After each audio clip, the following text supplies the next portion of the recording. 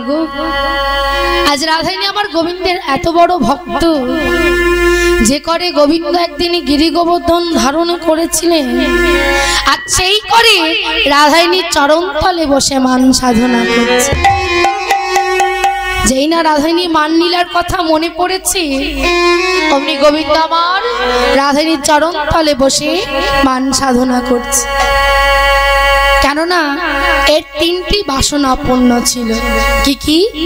শ্রী রাধায়া প্রণয়া মহিমা কিদিশবা নৈবা সাদুচ্চিনাদ্ভুত মধুরিমা কিদিশবা মদিয় সকন্ন চাষ মদন ভবত কিদিশং বেটি লোভাত্তত্ত বাঢ় সমজন নিশচি গর্ভ সিন্ধু হরি। অর্থাৎ এক, যে জন ভগবানকে ভালোবাসে সেজন জানে এই ভগবানকে ভালোবাসতে কতটা আনন্দ। তাই প্রভু আমার মনে ভেবে দেখলেন যে রাধারানী যে আমাকে প্রেম করে ভালোবাসে সেই প্রেমের মাধুর্য কতখানি। দুই, রাধারানী এই প্রেম করে কি সুখ পায়। আর তিন, রাধারানী যে আমার মাধুর্যকে আস্বাদন করে এই মাধুর্যের কতখানি। এই প্রেম করলে কি সুখ পাওয়া যায় সেটা আমাকে জানতে হবে। তাহলে যদি ভগবান সেজে বসে থাকি তাহলে এই নামে কি মহিমা, এই নামের কি আনন্দ সেটা আমি জানতে পারবো না। যদি আমাকে এইসব জানতে হয় তাহলে আমাকে ভক্ত হতে হবে। তাই গোবিন্দ আমার সে রাধারানীর চরণ তলে বসে মান সাধনা করছে। আমরা যে হরিবাসরে সে একবার বদনে, একবার হলেও তো বদনে রাধে রাধে বলি বাবা। তাই রাধে বললে পুণ্যটা কি হয়? একবার রাধে বলার যে পুণ্য, সেই পুণ্যটা কি? মন দিয়ে শুনুন মা, রাধে রাধে গল্প করবেন না। এই যে রাধে, এই রাধে বললে কি পুণ্য হয় সেটা বলবো, মন দিয়ে শুনুন। এক মহান ব্যক্তি ছিলেন, তার বাবা ধন দৌলত টাকা পয়সা ঘর বাড়ি এইসবের অভাব ছিল না। ধন দৌলত টাকা পয়সা এইসবের কোনো কিছুরই অভাব ছিল না। কিন্তু তিনি হলেন ভগবান শ্রীকৃষ্ণের পরম ভক্ত। তিনি এত ধনী লোক হয়েও তার সেই ঐশ্বর্যের সুখ মায়া ত্যাগ করে শুধু এক মনে ভগবানের নাম জপ করে যায়। দেখবেন বাবা, অপরাধ নেবেন না। যদি কেউ থেকে থাকেন মেয়ে ভেবে ক্ষমা করবেন। দেখবেন আমাদের এই ইহজগতে কলিযুগে অনেকে আছে যাদের হয়তো ভগবান অঠেল দিয়েছে কিন্তু তাদের মনে কোনো অহংকার নেই। আর যাদের ভগবান একটুখানি দিয়েছে দেখবেন তাদের যেন মাটিতে পা পড়ে না বাবা। তাহলে তিনি এত বড় মহান ব্যক্তি হয়েও তার মনে এইটুকু অহংকার ছিল না। তিনি শুধু দিন রাত ভগবানের নাম জপ করে যেতেন।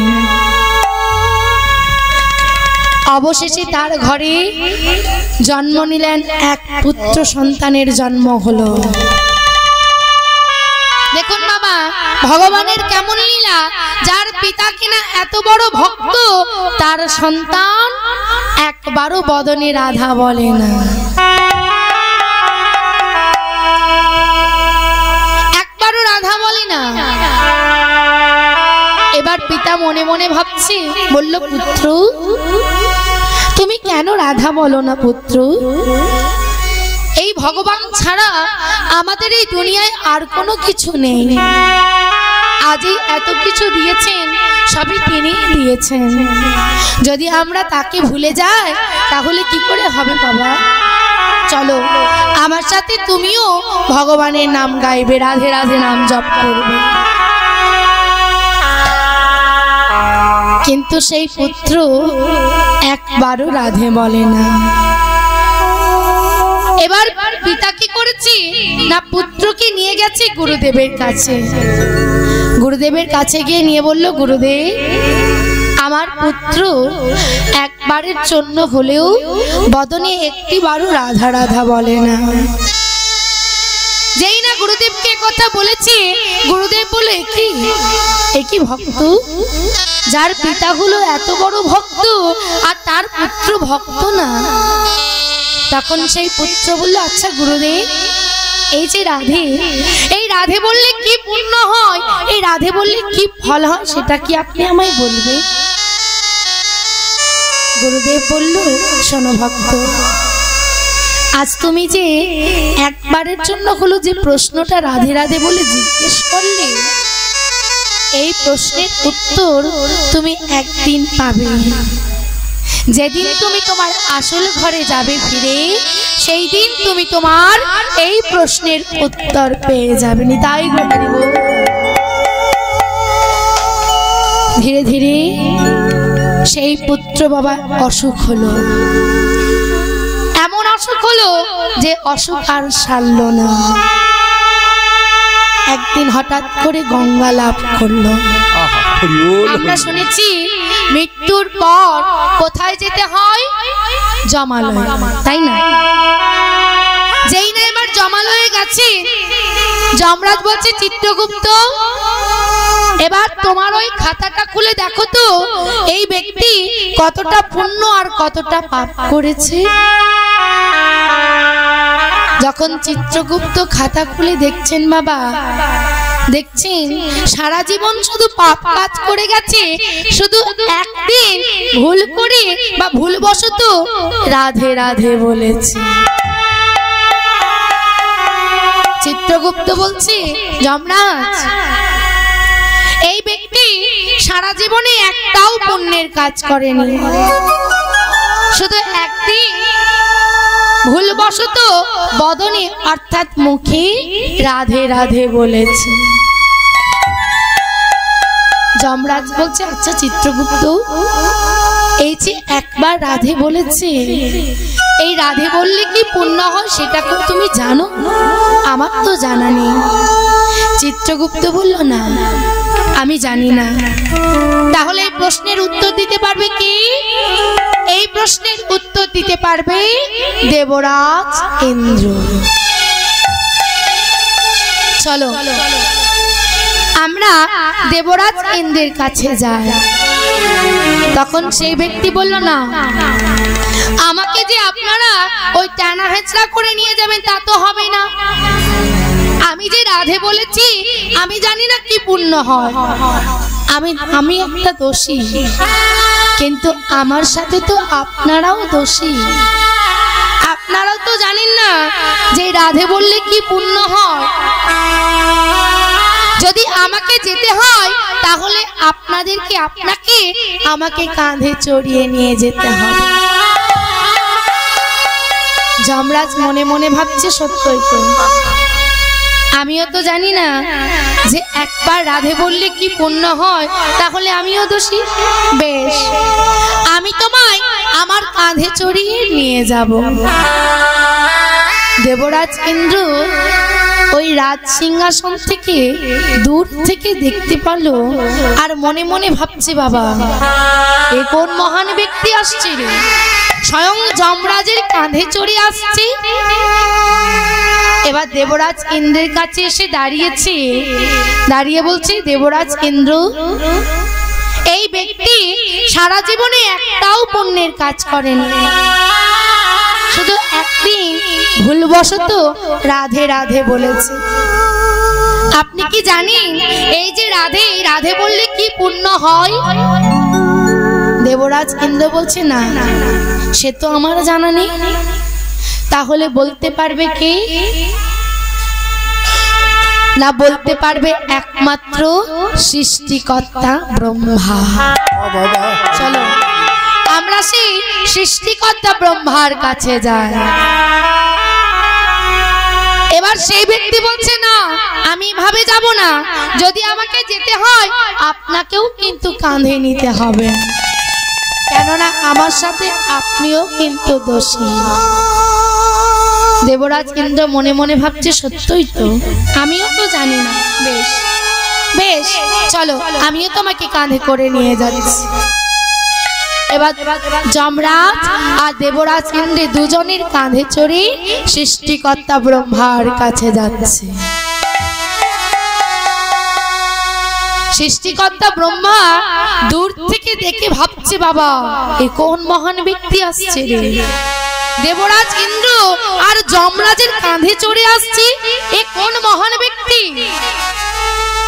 যেই না ব্রহ্মার কাছে এসেছে, এসে বলছি, ব্রহ্মা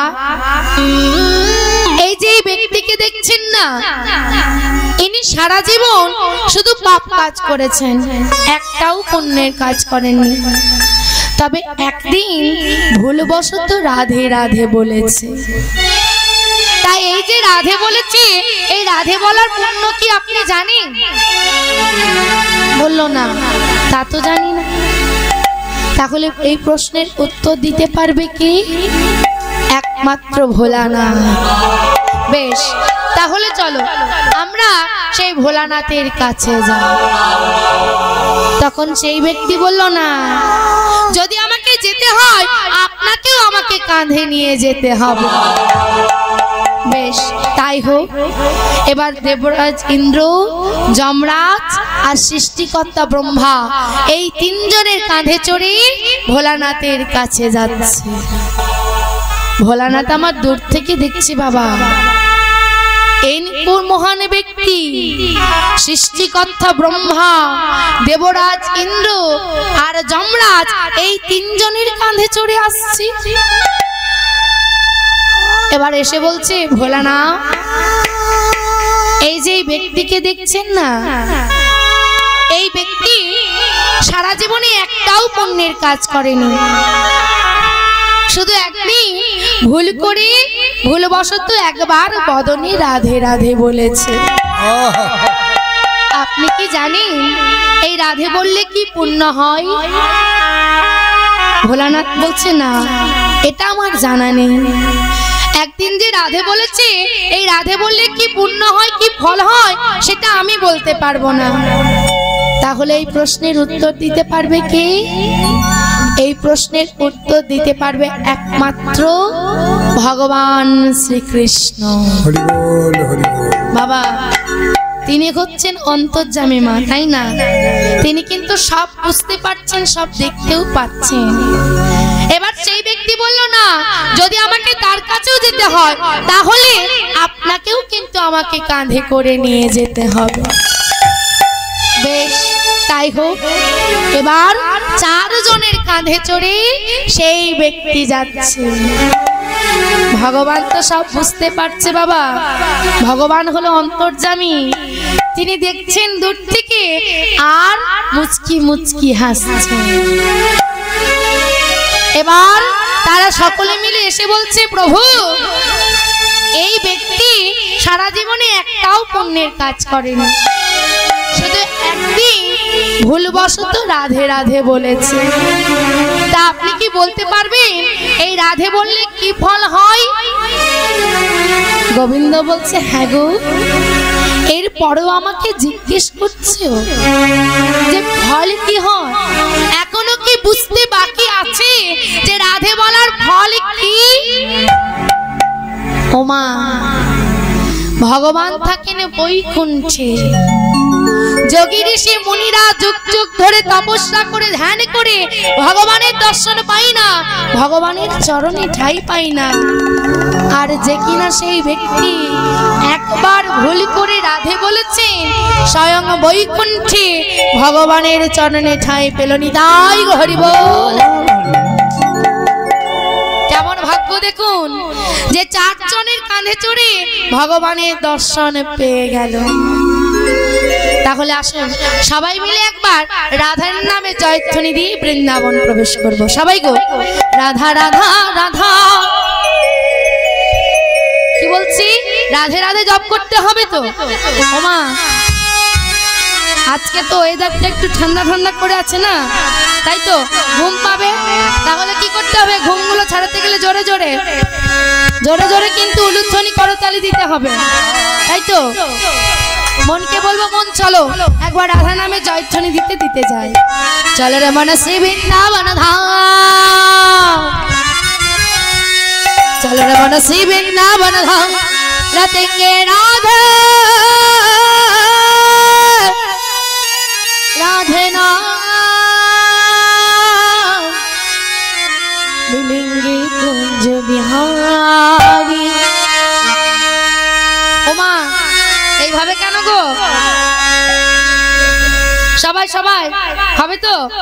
চল मिलेंगे कुंज बिहारी और के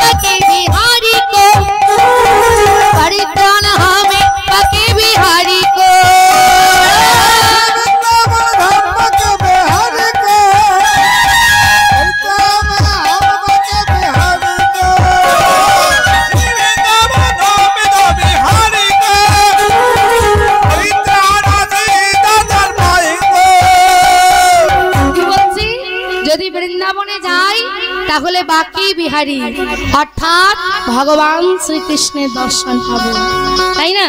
তাই বলছি শ্রী বৃন্দাবন ধাম বাকি বিহারী কো পরিত্রাণ হবে, বাকি বিহারী কো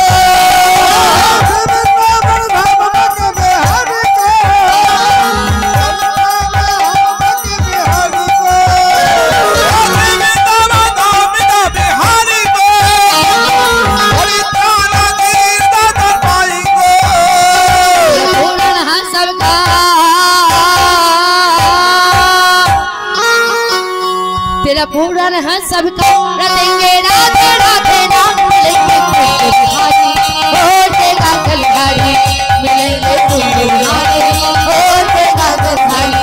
अरे राधे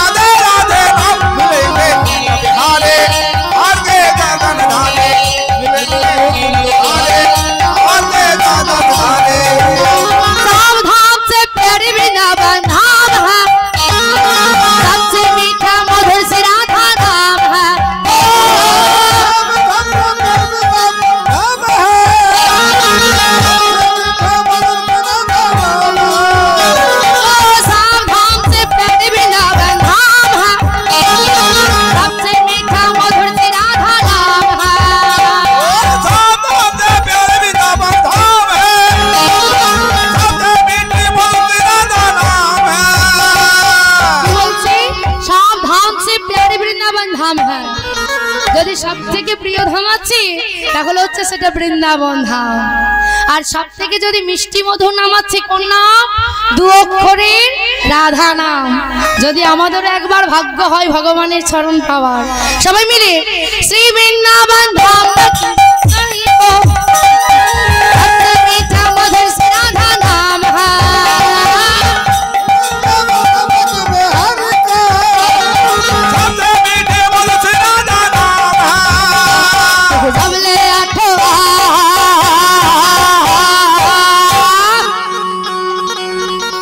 जबले आठो रतेंगे राधे राधे नाम, मिलेंगे बिहारी और तेरा गलधारी बाबा, मिलेंगे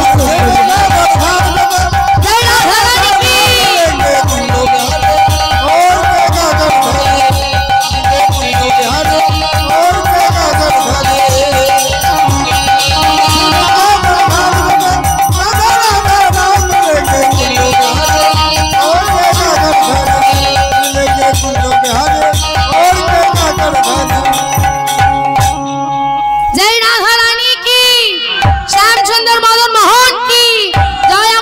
भक्तबिंद की जय, ग्रामवासी की जय, हरि बोल।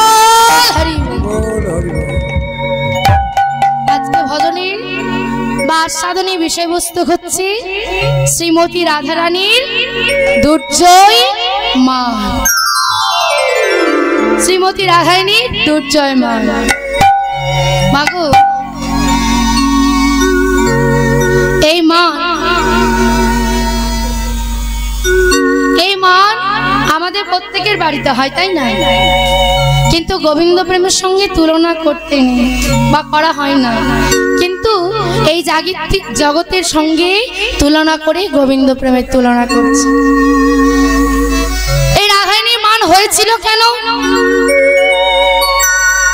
না, একদিন গোবিন্দ আবার গোষ্ঠ থেকে ফিরছিলেন গোধন লয়ে, আর এমন সময় রাধারানী আমার সখীদের সঙ্গে লয়ে যমুনায় জল আনতে যাচ্ছি।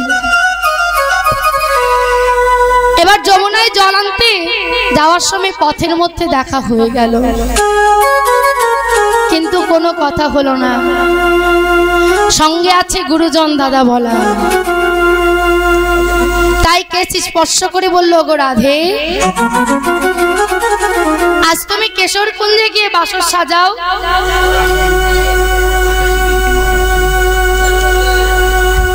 আজ কেশরগঞ্জে গিয়ে তুমি বাসর সাজাও, আমি গিয়ে তোমার মনোবাসনা পূর্ণ করব।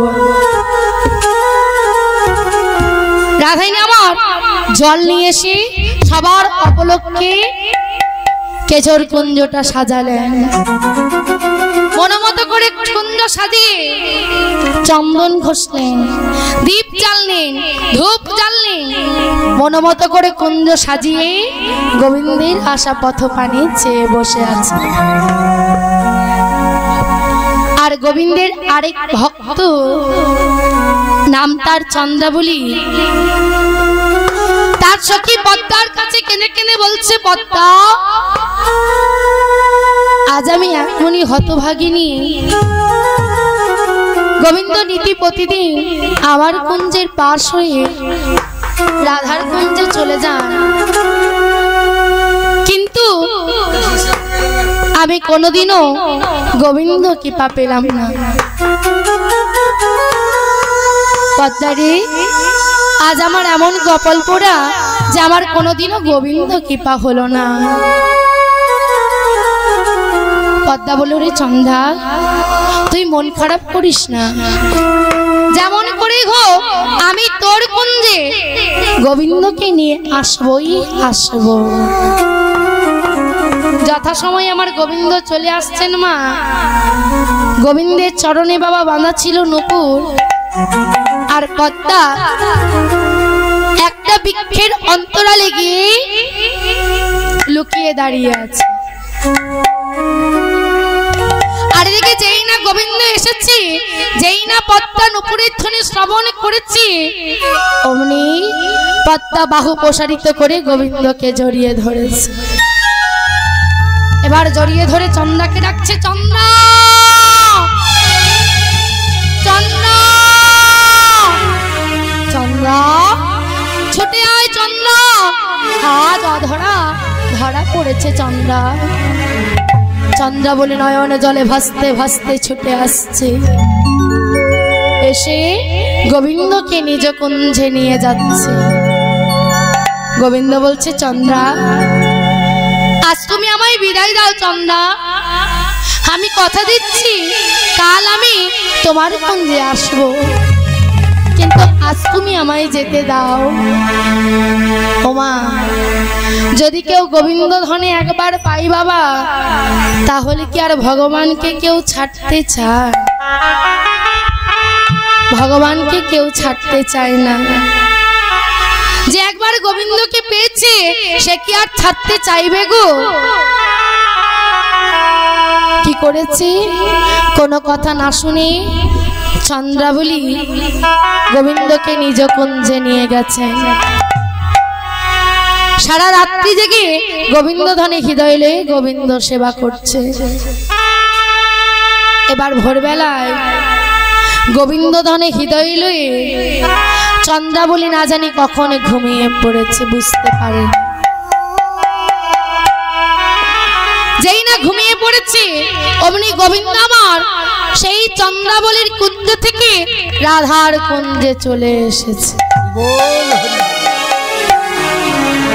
যেই না রাধার কুঞ্জে এসেছে, এসে বলছে, রাধে দেখো আমি এসেছি তোমার প্রাণ কৃষ্ণ। যেই না কৃষ্ণ নামটি শ্রবণ করেছি, যেই না রাধানী আমার গোবিন্দ অঙ্গে নয়ন দিয়েছে, অমনি শঙ্কাঘাত কঙ্কাঘাত দর্শন করে বদনে ফিরিয়ে নিল। রাধানী বলল, বধূ আজ তুমি ফিরে যাও। যে রমণী তোমায় এমন আঘাত দিয়ে সেবা করেছে, সেই রমণীর কাছে তুমি চলে যাও। এই রূপ আমি দর্শন করতে চাই না বধূ। রাধানী আমার গোবিন্দের প্রতি হলো অভিমান, কিন্তু গোবিন্দ আমার ছেড়ে যেতে পারলেন না।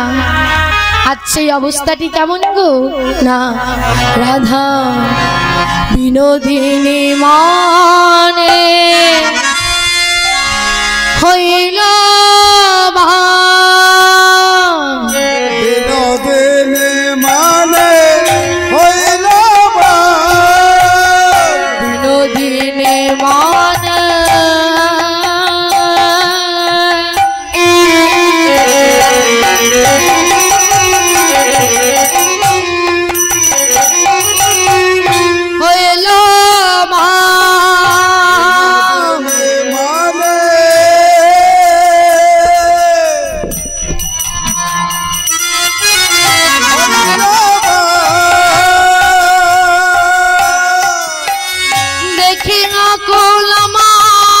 নাগর দেখে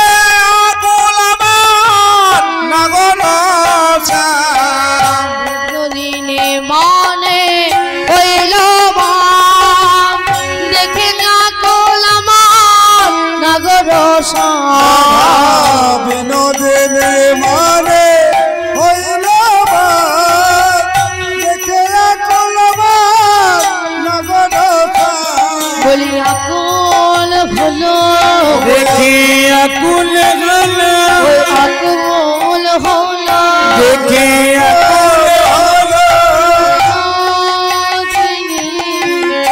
আকুল ঘোর রাধা বিনোদিনী মা দেখে নাগর আমার আকুল হলো বিনোদিনী মা দেখে নাগর আমার আকুল হলো বিনোদিনী মান দেখে নাগর আমার আকুল হলো। যেই না রাধানী মান করে বসে আছেন, আজ গোবিন্দ আমার রাধানীকে ছেড়ে যেতে পারলেন না। আজ নায়িকার প্রকার ভেদ করছে। নায়িকা ক প্রকার না 8 প্রকার। কি কি?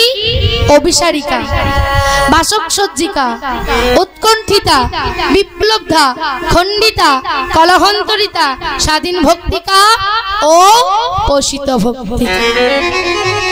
এই অষ্টনায়িকার প্রকার ভেদ করলেন। আর এই অষ্টনায়িকার মধ্যে খণ্ডিতার দশা হচ্ছে এই দুর্জয় মা। করিল রাধার চরণ তলে, করিল রাধার চরণ তলে, করিল রাধার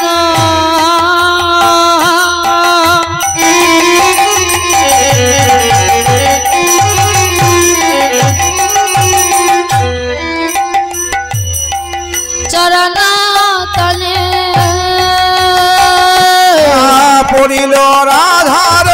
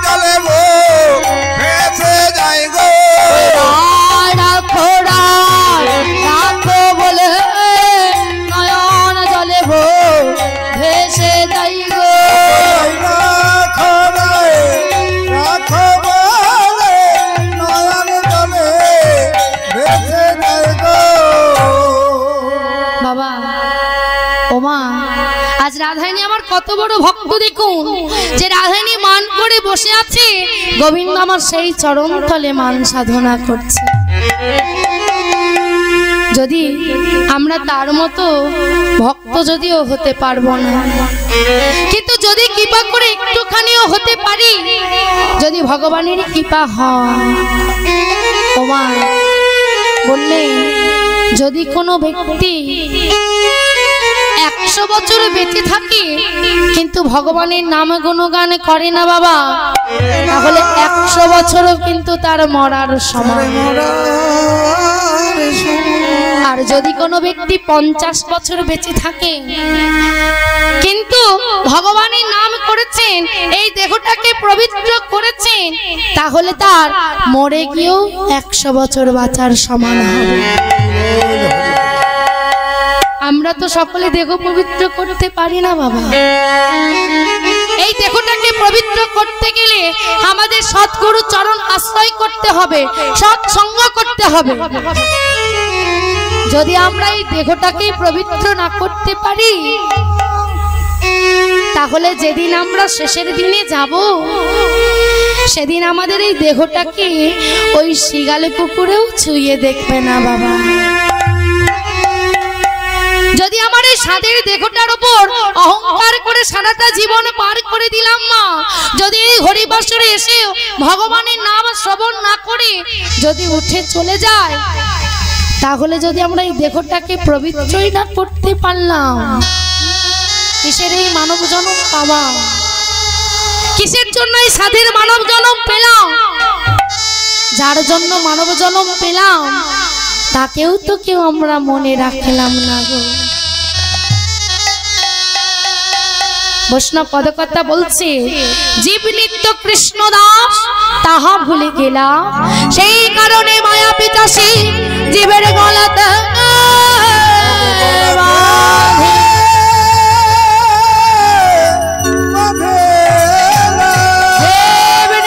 কৃষ্ণ দাস। আমাদের একটাই পরিচয়, আমরা হলাম নিত্য কৃষ্ণ দাস। আমরা কৃষ্ণের চরণের দাস বাবা।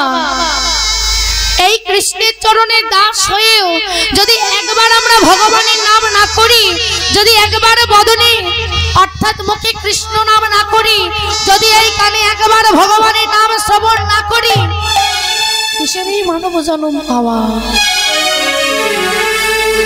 যে কানে আমরা ভগবানের নাম শ্রবণ যদি না করি, এই কানকে কান বলা হয় না, এটাকে বলা হয় ব্যাঙের গর্ত। ওমা ভুলে যাও সেসব কথা, শুধু বলে যাও প্রভু যেন তোমার নাম করে এই দেহটাকে পবিত্র করে তোমার চরণে সেবাতে আমরা যেন লাগতে পারি।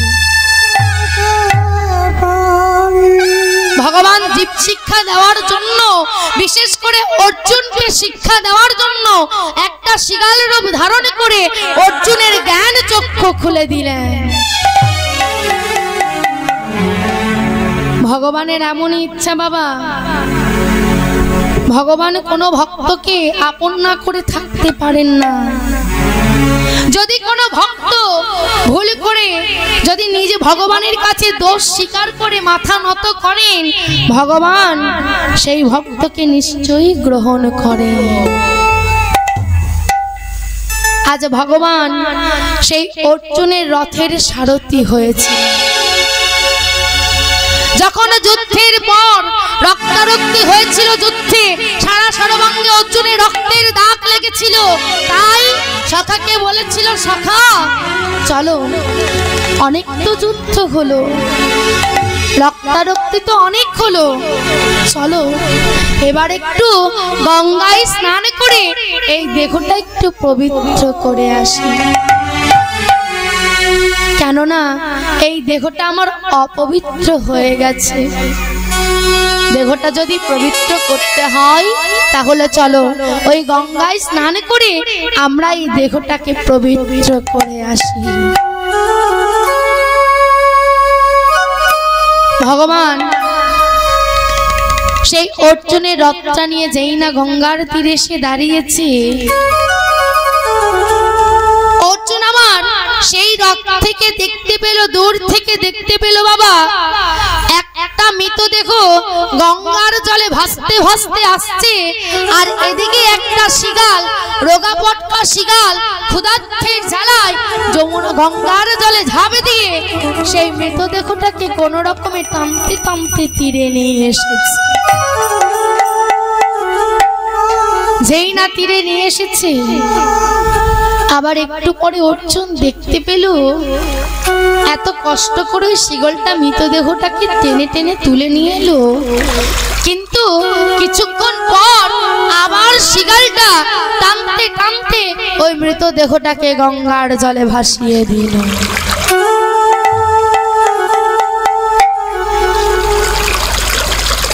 অর্জুন সেই রথ থেকে নেমে শিগালের কাছে গিয়ে বলল, শিগাল, অনেক মূর্খ দেখেছি, শুধু তোমার মতো মূর্খ আমি একটাও দেখিনি। তখন শিগাল বলল, আমি তো মূর্খ, কিন্তু আমার থেকে মহা মূর্খ হচ্ছেন আপনি নিজে। যেই না মহামূর্খ বলেছে, অর্জুন রাগান্বিত হয়ে বলল, কি এত বড় তোমার শ্রদ্ধা, তুমি আমায় কিনা বলো মহামূর্খ? দাঁড়াও, আমি এক্ষুনি আসছি, যদি তোমার সাহস থাকে তুমি এখানেই দাঁড়িয়ে থাকো। ছুটতে ছুটতে সেই রথের কাছে গিয়ে বলল, সখা দাও তো আমার তরবারিটা। ওই শিগালের এত বড় শ্রদ্ধা, আমায় কিনা বলে মহামূর্খ। আমি এই তরবারি দিয়ে এক কোপে শিগালকে শেষ করে দেব। তখন ভগবান বলল, আচ্ছা অর্জুন, তুমি কি কোনো দোষ করেছিলে? না, আমি কোনো দোষ করিনি, শুধু আমি তাকে বলেছিলাম মূর্খ। আর সে আমায় বলল মহামূর্খ। মহামূর্খ? আচ্ছা, তোমায় কেন মহামূর্খ বললো সেটা কি তুমি জানো? বলো না। তা তো আমি জানি না। আচ্ছা বেশ, তুমি এক কাজ করে এসো, যাও আগে কেউ শিগালকে জিজ্ঞেস করো সে তোমায় কেন মহামূর্খ বলল। বেশ, তুমি যখন বলছো তখন তোমার কথা মতো আমি এই শেষবার কিন্তু শিগালকে জিজ্ঞেস করতে যাব। এটাই প্রথম আর এটাই শেষ, দ্বিতীয়বার কিন্তু আমি আর যাব না। বললো বেশ সখা, তুমি যাও আগে জিজ্ঞেস করে এসো। যেই না শিগালের কাছে গিয়েছে, শিগালকে বলছে, শিগাল আমি তোমায় কেন মূর্খ বললাম জানো? না। বললো শোনো, তুমি এত কষ্ট করে ওই গঙ্গা থেকে মৃতদেহটাকে টানতে টানতে তীরে নিয়ে এলে, তুমি ক্ষুধার্তে জ্বালায় ছটফট ছটফট করছো, কিন্তু তারপরেও সেই খাবারটাকে তুমি আবার গঙ্গার জলে ভাসিয়ে দিলে। এই জন্য আমি তোমায় মূর্খ বলেছিলাম। তখন শিগাল বলল, না, আমি প্রথমেই ওই মৃতদেহটাকে ফেলে দিইনি। কি করেছি জানি? প্রথমে শুকলাম তার চরণে, দেখলাম সে কোনোদিনও ভগবানের মন্দিরে চরণে রেখেছে কিনা, দেখলাম রাখেনি। তারপর শুনলাম তার করে অর্থাৎ হাতে, দেখলাম ভগবানের নামে কোনোদিনও কখনো করতালি দিয়েছে কিনা, দেয়নি। তারপর শুনলাম তার বদনে অর্থাৎ মুখে, দেখলাম কোনোদিনও ভগবানের নাম বলেছে কিনা, বলেনি।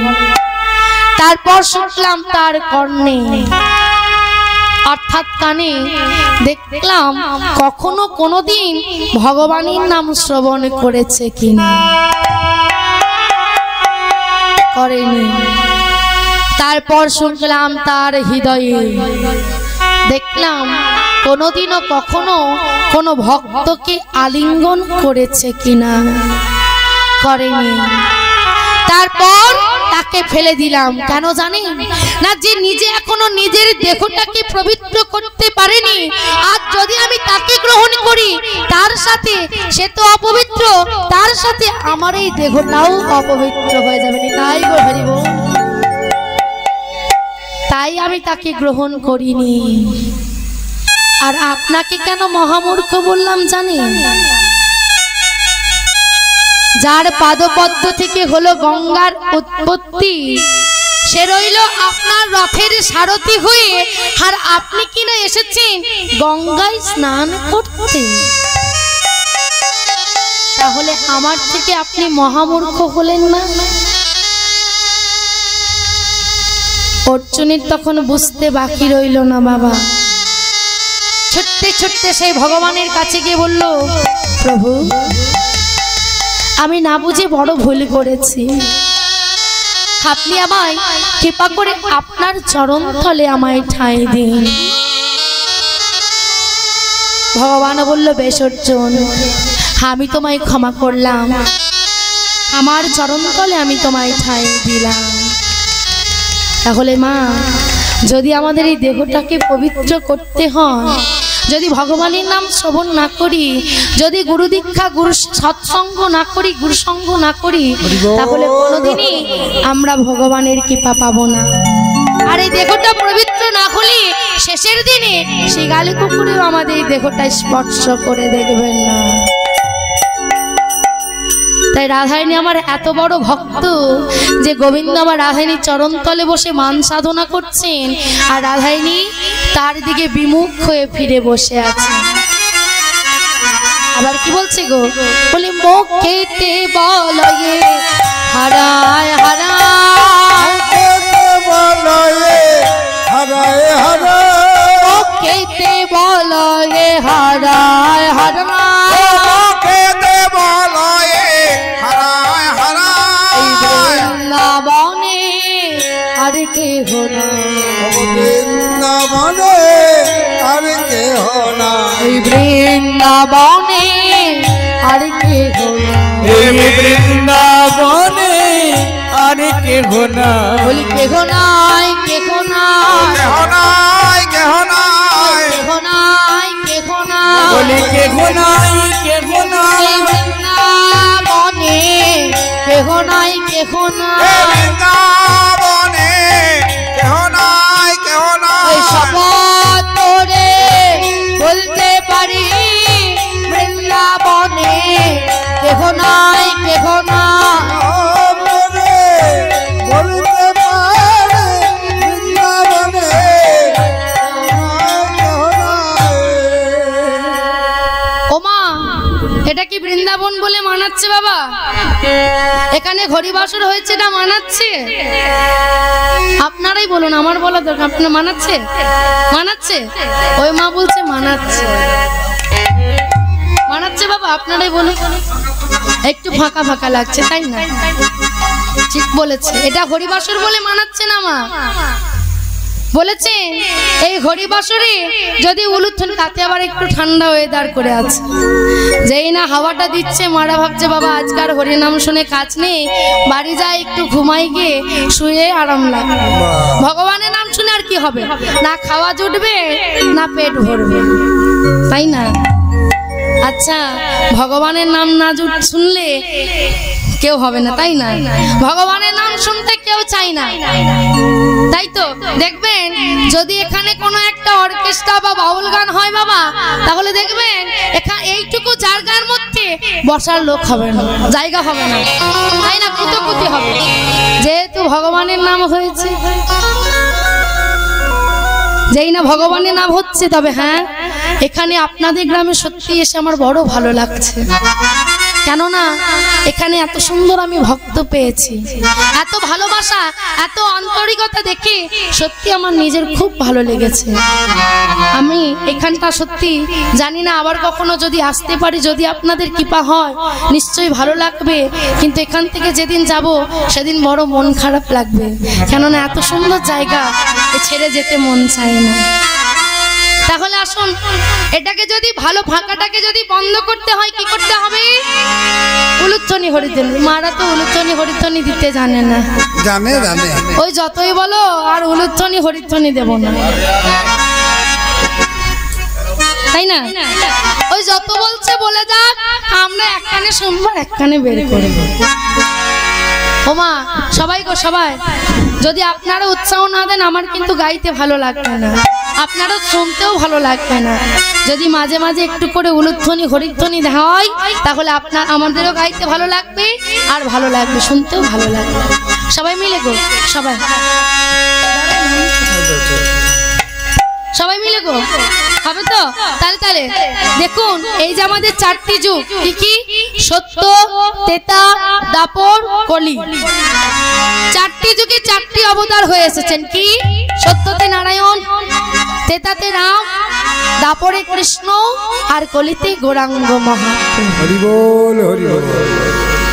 তা প্রভু আমার চারটি যুগে অবতার হয়ে এই কলিহত জীবকে উদ্ধার করেছেন, সব সময় রক্ষা করেছেন। তাই আসুন সবাই মিলে একবার উলুধ্বনির করতালি দিয়ে ভগবানের নামে জয়ধ্বনি সবাই গো। কভি রামবানে কে কভি শামবানে কে চলিয়ানা প্রভুজি চলিয়ানা, কভি রামবানে কে চলিয়ানা প্রভুজি চলিয়ানা, कभी राम बन के कभी श्याम बन के चलियाना प्रभु जी चलियाना, मन के मन के चलियाना प्रभुजी चलियाना, तुम राम रूप में आना,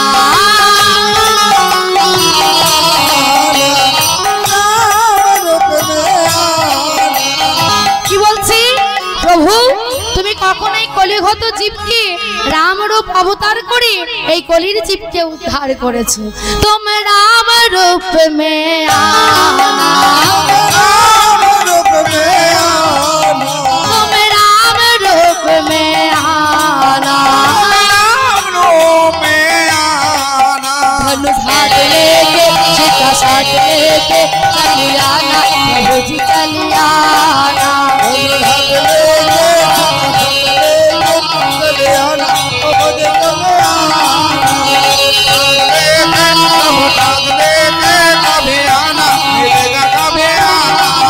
तुम शाम रूप में आना,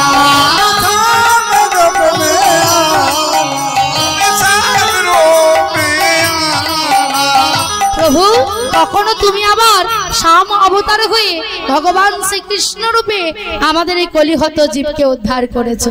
তাই তুম শাম রূপ মে আনা,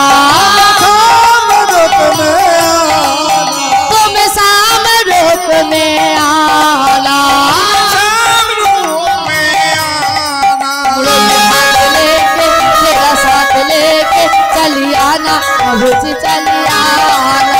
हरि बोल हरि बोल।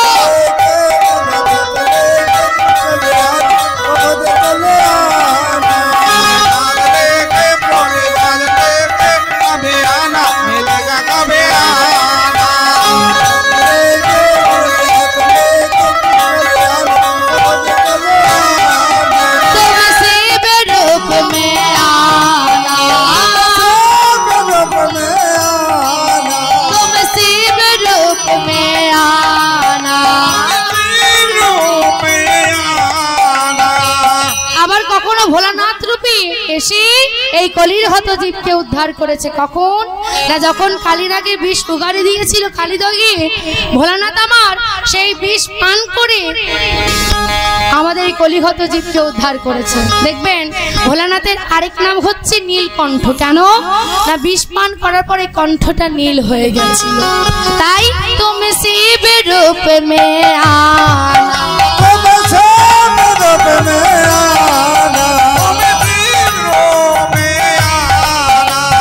हाथ लेके तेरा साथ लेके चलियाना प्रभु जी चलियाना। हरि बोल हरि बोल।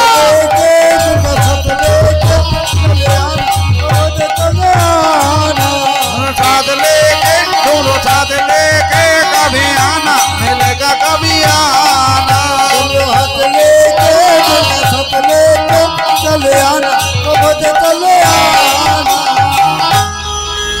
মাঝে মাঝে উলুধ্বনি দেবেন, দেখবেন ভালো লাগবে। তাই প্রভু আমার এবার এই রাধারানী মান প্রকাশ করবার জন্য, মান ভাঙানোর জন্য 7টি উপায় অবলম্বন। কি কি? 4টি মোক্ষ, 3টি গৌণ। মোক্ষ উপায় কি কি? সাম, ভেদ, দান, নতি।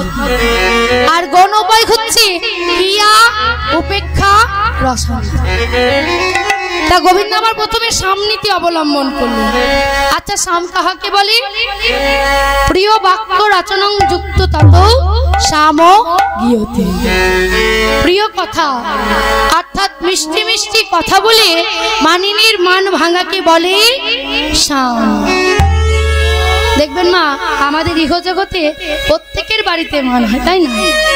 হয়তো স্বামী স্ত্রীর মধ্যে ঝগড়া হয়, মান হয় হয়তো, কিন্তু গোবিন্দ প্রেমের সঙ্গে তুলনা করতেন। কিন্তু এই জাগতিক জগতে প্রেমের সঙ্গে তুলনা করে বললেন যে প্রিয় কথা আর এই মিষ্টি মিষ্টি কথা বলে কিভাবে নায়িকার মান ভাঙানো যায়। এসে যদি বাবারা বলে, হ্যাঁ গো, বলি তুমি যে আমার ওপর রাগ করে বসে আছো, আমার বলতে কেবল তো তুমিই আছো, কেননা সেই তো মা বাবাকে হারিয়ে একমাত্র তোমাকেই আমি আপন করে নিয়েছি। আর তুমি যদি আমার সাথে কথা না বলো, আমি কোথায় যাই বলো তো? এই রকম মিষ্টি মিষ্টি কথা বললে নায়িকার মান চলে যায়, তাই না মা? যদি মা বাবাদের মুখে এমন মিষ্টি মিষ্টি কথা শোনে, তাহলে মায়েদের মন গলে যায়। তাই গোবিন্দ আমার এই রকম মিষ্টি মিষ্টি কথা বলছে। কেমন ভাবে গো? শোনো শোনো ভালোবালা প্রেম রাধে, শোনো শোনো ভালোবালা প্রেম ময়রা, শোনো ভালোবালা প্রেম ময়ূরা। শোনো শোনো ভালোবালা প্রেমময়ী রায়, তুমি বিনা এ জগতে আর কেহ নাই রাধে। তুমি বিনা জগতে আর কেহ নাই রাধে। আর তুমি বিনা এ জগতে আর কেহ নাই রাধে। তুমি বিনা জগতে আর কেহ নাই রাধে।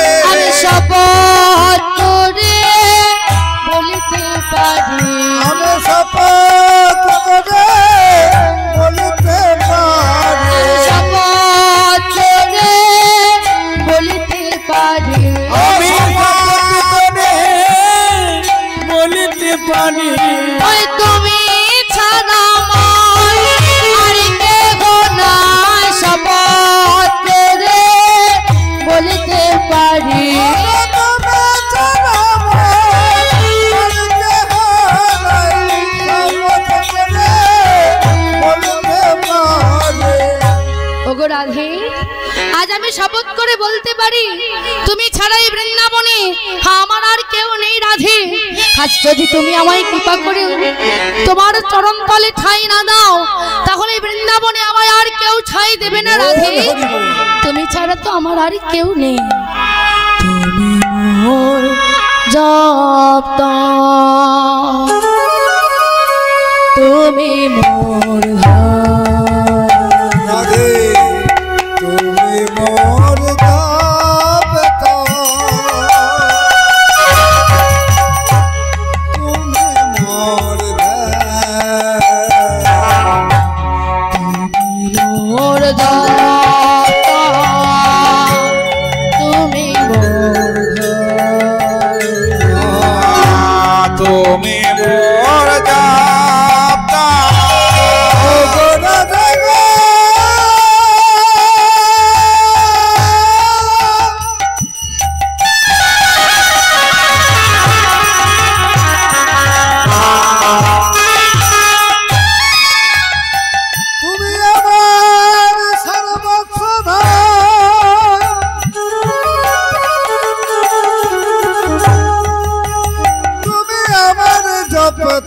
রাধে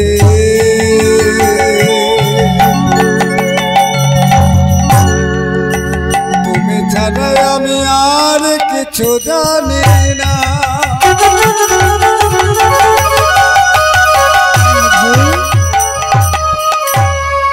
আমার গুরু গৌরব আমার যা কিছু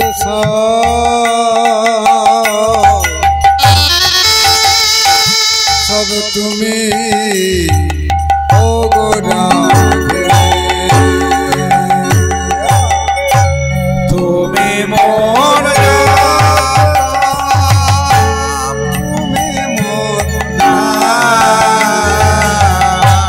তুমি তত্ত্ব তুমি মন্ত্র তুমি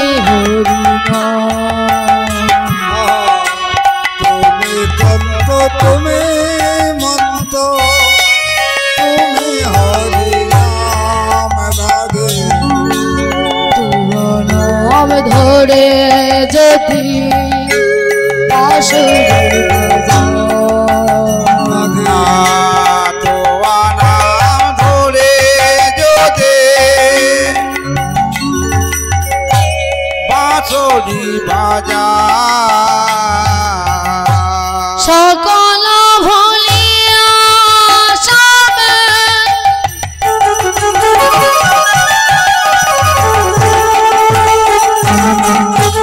কাছে শোনায় রাধে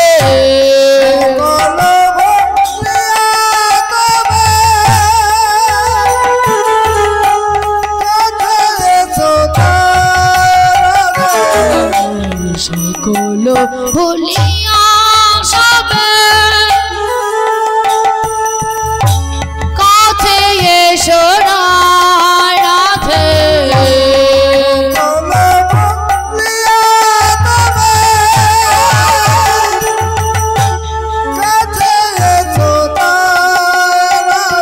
ও গো রাধে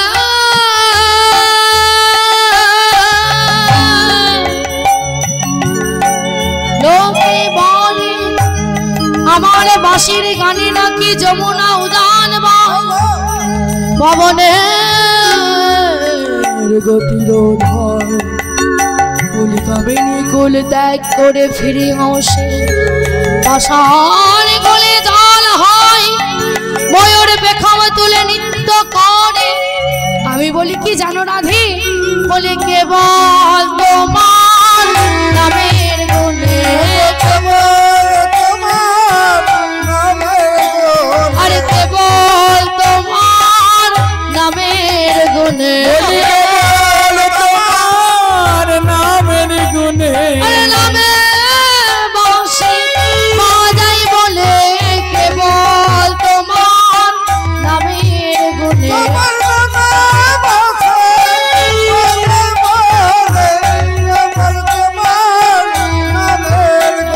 আরে নামে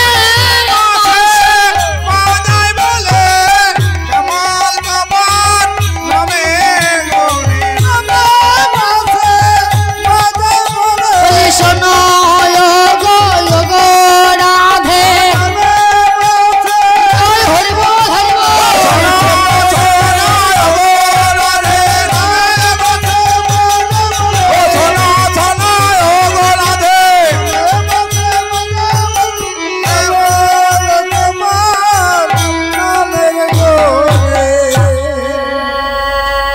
ওগো রাধে লোকে বলে আমার বাঁশির গানে নাকি যমুনা উজান বয় পবনের গতি রোধ হয় কুল কামিনী কুল ত্যাগ করে বনে ফিরে আসে পাষাণে গলে জল হয় ময়ূর পেখম তুলে নৃত্য করে কিন্তু এসব তো লোকে বলে রাধে আমি বলি কি জানো রাধে আজ তোমার নাম করে আমি বাঁশি বাজাই বলে আজ এই সব কিছু সম্ভব হয় মাগো রাধাইনি আমার এত বড় ভক্ত